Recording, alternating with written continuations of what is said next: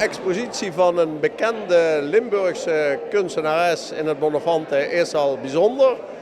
Maar 3 tegelijk, dat is heel veel. Keetje Mans, Tanja Ritterbeks en Alina Thomassen.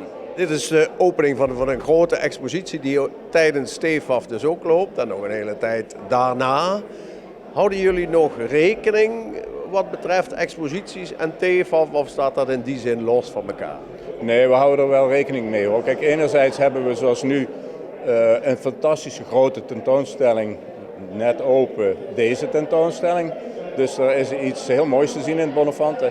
Maar anderzijds meer specifiek georiënteerd op TFAF gaan we straks, dus nu nog niet open, gaan we nog een tentoonstelling openen, iets kleiner. Waarbij het gaat over de ontmoeting tussen de oude meesters en de hedendaagse kunst. En dat is nou precies het profiel van TFAF ook. Hè. De TFAF is bekend als een plek voor de oude meesters en de antiquities en zo. Maar ze zijn de laatste jaren ook wel wat meer open als het gaat over hedendaagse kunst. En die ontmoeting die gaan wij vormgeven in een presentatie die vlak voor TFAF open gaat. Ja. Dus in die zin leeft dat wel in de hele planning? Zeker, zeker. Ja, het is natuurlijk een unieke gelegenheid steeds. Het brengt zoveel internationale collega's en verzamelaars en liefhebbers naar Maastricht. En dan willen we als Bonnefante ook graag ons beste beentje voorzetten. Ja. En tijdens de beurs zijn dan hier ook nog speciale activiteiten, nog los van de exposities? Ja, we hebben verschillende dingen. We doen in samenwerking met de TFAF hebben we ook een van de dagen een zogenaamd Collectors Breakfast.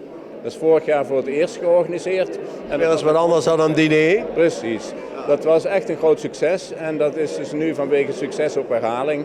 We hebben ook nog een keer een groep vrouwelijke curators die hier samenkomen een van de dagen om elkaar te ontmoeten. Ook een internationaal gezelschap. En zo zijn er tal van momenten die ook voor ons museum van belang zijn als het gaat over het aanhalen van de banden met het netwerk. Ja. En deze expositie, niet 1 vrouw, maar 3 tegelijk. Ja. Hoe is dat ontstaan? Nou, het is echt een mooi staaltje female power. Hè? En het idee was dat wij 3 vrouwelijke kunstenaars met roots in Limburg, het zijn van origine Limburgse kunstenaars, die al meer dan 10 jaar heel standvastig in hun medium schilderkunst het verschil maken, dat we die een keer samenbrengen.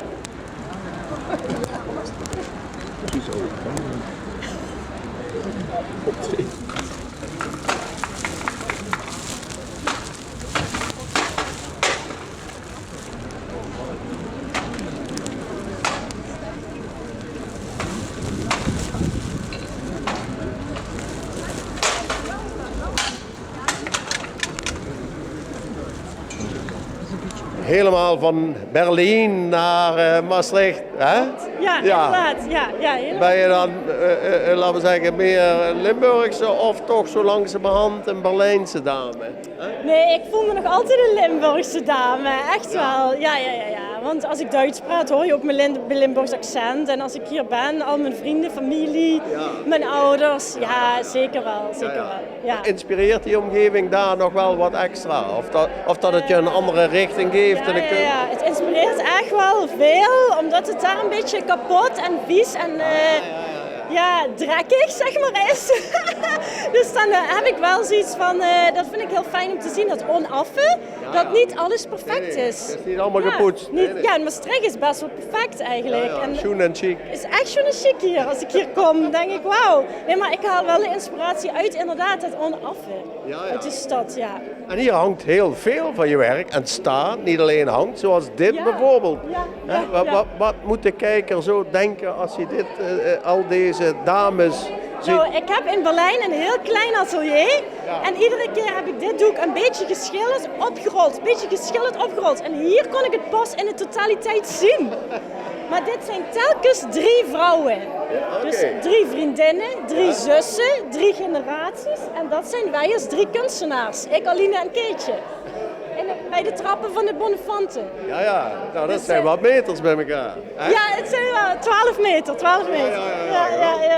Ja, misschien is dat iets voor volgend jaar op TFAF, niet? Vind ik ook goed. Ja, graag.